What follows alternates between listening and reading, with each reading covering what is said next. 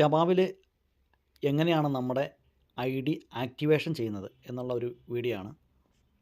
ഇവിടെ നമ്മൾ ആദ്യം രജിസ്റ്റർ ചെയ്ത ഐ ഡി നമ്മൾ ഓപ്പൺ ചെയ്യണം. ഓപ്പൺ ചെയ്ത് കഴിയുമ്പം ഇവിടെ ഏറ്റവും മുകളിൽ കാണാം ആക്ടിവേറ്റ് എന്ന് പറയുന്നൊരു ഇത് കാണാം. ആക്ടിവേറ്റ് ആൻഡ് വിഡ്രോ എന്ന് പറഞ്ഞ് കാണാം. അതിൽ നമ്മൾ ആക്ടിവേറ്റിലാണ് ടച്ച് ചെയ്യേണ്ടത്. അപ്പോൾ അതിൻ്റെ തൊട്ട് താഴെ BP20 USDT എന്ന് പറഞ്ഞ് കാണും. അവിടെ നമ്മൾ ക്ലിക്ക് ചെയ്യാം. അപ്പോൾ ഏറ്റവും മുകളിൽ തന്നെ കാണാൻ പറ്റും. ഇത് കണ്ടോ, ഇവിടെ ഒരു അഡ്രസ്സ് കണ്ടു, BP20 USDT. ഇവിടെ ഇങ്ങോട്ടാണ് നമ്മൾ കമ്പനിയിലേക്ക് ആക്ടിവേഷൻ ചെയ്യാനുള്ള 50 USDT അയക്കേണ്ടത്, ഈ അഡ്രസ്സിലേക്ക്.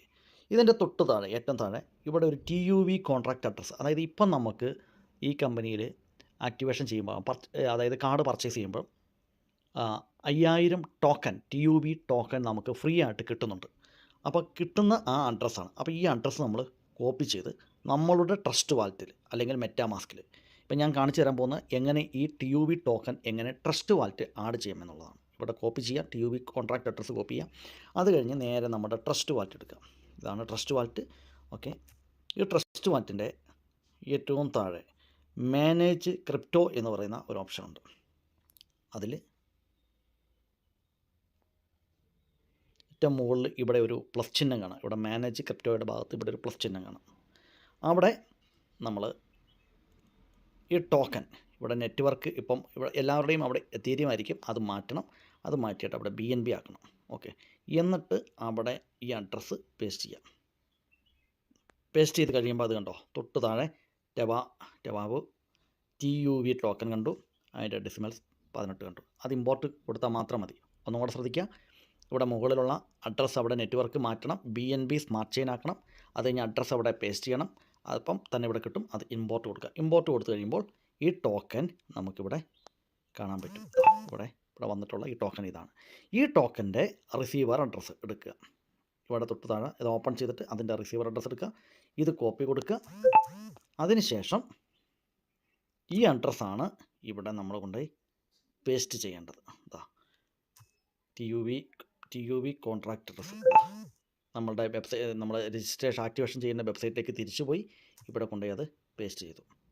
ഓക്കെ, ഇവിടെ ട്രാൻസാക്ഷൻ ഹാഷ് കോഡ്, ഇത് നമ്മൾ കമ്പനിയിലേക്ക് ഏറ്റവും മുകളിൽ ഇവിടെ 50 USDT ഡിപ്പോസിറ്റ് ചെയ്ത് കഴിഞ്ഞതിന് ശേഷം അതിൻ്റെ വ്യൂ ഹിസ്റ്ററിയിൽ നിന്നും ട്രാൻസാക്ഷൻ ഹാഷ് കോഡും അതിൻ്റെ സ്ക്രീൻഷോട്ടും ഇവിടെ നമ്മൾ പേസ്റ്റ് ചെയ്യണം. ഇതിലേക്ക് ഇടേണ്ട എമൗണ്ടിൻ്റെ ഒരു റിസീവർ അഡ്രസ്സ് കാണിക്കുന്നുണ്ട്. അതാണ് നമ്മളിവിടെ കോപ്പി ചെയ്യേണ്ടത്. അതായത് ഈ കമ്പനിയിലേക്ക് നമ്മൾ 50 USDT അയക്കാൻ പോവുകയാണ്. ഇത് അയച്ചതിന് ശേഷം ഇത് നമുക്ക് എവിടെയാണോ നമ്മുടെ ട്രസ്റ്റ് വാലറ്റിലോ അല്ലെങ്കിൽ ബിനാൻസിലോ എവിടെയാണോ ഉള്ളത് അവിടെ നിന്ന് നമ്മളത് അയക്കുക. അയച്ചതിന് ശേഷം കോപ്പി ചെയ്തു. അതിനുശേഷം നമ്മളിത് അയക്കാൻ പോവാം. ട്രസ്റ്റ് വാലറ്റ് ഓപ്പൺ ചെയ്തു. ഇതിൻ്റെ അകത്തുനിന്ന് USDT ക്ലിക്ക് ചെയ്തു. സെൻഡിൽ പോയി അഡ്രസ്സ് അവിടെ പേസ്റ്റ് ചെയ്തു. BNB സ്മാർട്ട് ചെയിനിലാണ് നെറ്റ്വർക്ക്. ഇവിടെ വീണ്ടും 50 അടിച്ചു. ഉടനെ നമ്മൾ നെക്സ്റ്റ് കൊടുത്തു. ഇവിടെ കൺഫേം ചോദിക്കുന്നുണ്ട്, അത് കൊടുത്തു. നമ്മുടെ ഇവിടെ പാസ്വേഡ് കൊടുത്തു. ഇവിടെ ട്രാൻസാക്ഷൻ ഡീറ്റെയിൽസ് കിട്ടും. ഇവിടെ ഇപ്പോൾ പെൻഡിങ് ആണ്. നമ്മളൊന്ന് സ്ക്രോൾ ചെയ്ത് നോക്കുക.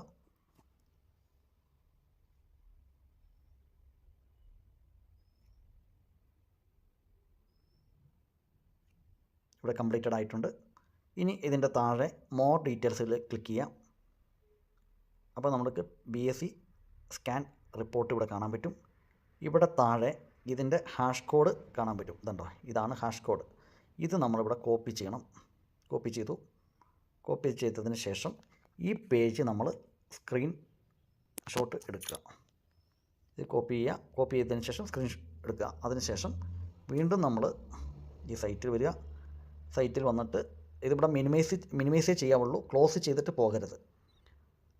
ക്ലോസ് ചെയ്തിട്ട് പോയാൽ നമ്മൾ വീണ്ടും ആദ്യം തൊട്ട് തുടങ്ങേണ്ടി വരും. അതുകൊണ്ട് മിനിമൈസേ ചെയ്യാവുള്ളൂ. ഓക്കെ, അപ്പം ഇവിടെ ഇത് കണ്ടോ, ഇവിടെ ഏറ്റവും താഴെ ഈ ട്രാൻസാക്ഷൻ ഹാഷ് കോഡ് ശ്രദ്ധിക്കേണ്ട ഒരു കാര്യമാണ്. അതിൻ്റെ മുകളിൽ വേറൊരു അഡ്രസ്സ് ഉണ്ട്, അതിലേക്കൊന്നുമല്ല.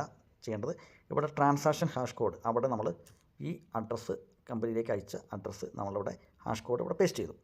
അതിനുശേഷം ഇതുണ്ടോ ഇവിടെ ബ്രൗസിൽ പോയി ആ സ്ക്രീൻ ഫോട്ടോ ഇവിടെ അപ്ലോഡ് ചെയ്തു.